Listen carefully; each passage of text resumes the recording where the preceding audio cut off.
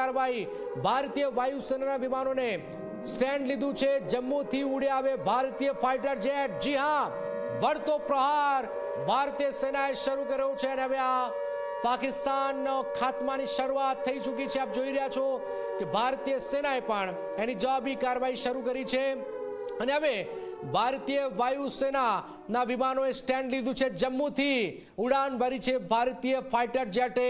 મતલબ સાફ છે કે હવે આજુબાજુમાં ભારતીય સેનાએ જે હવે હુમલો કરશે એ પાકિસ્તાન સાખી આપ જોઈ રહ્યા છો પાકિસ્તાનનો ખાત્મો થશે આજુબાજુના એરિયામાં જે રીતે જવાબ મળી રહ્યો છે। વળતો પ્રહાર ભારતીય સેનાએ પણ આ કાર્યવાહી શરૂ કરી છે અને ભારતીય વાયુસેનાના વિમાનોએ આ સ્ટેન્ડ લીધું છે।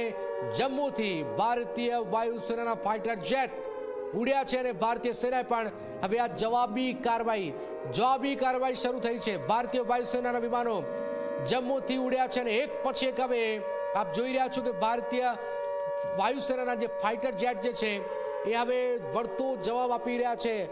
જબરજસ્ત જે રીતે પ્રહાર થઈ રહ્યો છે ભારતીય સેના હવે જબરજસ્ત પ્રહાર કરી રહી છે પાકિસ્તાની સેના સામે।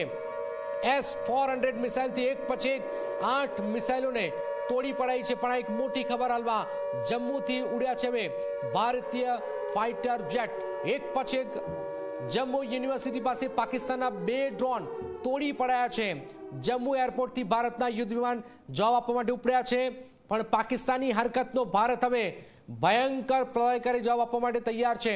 પંજાબના અમૃતસરમાં પણ બ્લેકઆઉટ કરી દેવાયું છે। ભારતીય સેનાના ફાઇટર જેટ જવાબી કાર્યવાહી માટે ઉપડ્યા છે। જમ્મુ યુનિવર્સિટી પાસે પાકિસ્તાનના 2 ડ્રોન તોડી પડાયા છે। જમ્મુ એરપોર્ટથી ભારતના યુદ્ધ વિમાન પણ જવાબ આપવા માટે ઉડ્યા છે।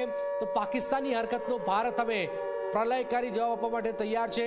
અમૃતસરમાં પણ બ્લેકઆઉટ જાહેર કરાયું છે। તો ભારતીય સેનાના આ ફાઇટર જેટ એક પછી એક હવે જવાબ આપવા માટે ઉડી રહ્યા છે।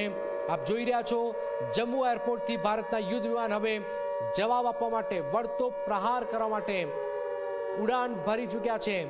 પાકિસ્તાને ડ્રોનથી હુમલો કર્યો છે પણ હવે પાકિસ્તાનને પણ એનો જવાબ મળી રહ્યો છે।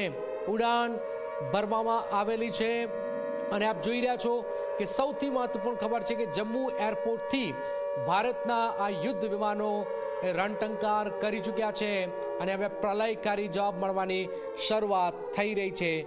જે ખબર સામે આવી રહી છે હવે જવાબી કાર્યવાહી શરૂ થઈ ગઈ છે અને એક પછી એક જે ખબર સામે આવી રહી છે ઓપરેશન સિંદૂરની રાજસ્થાનના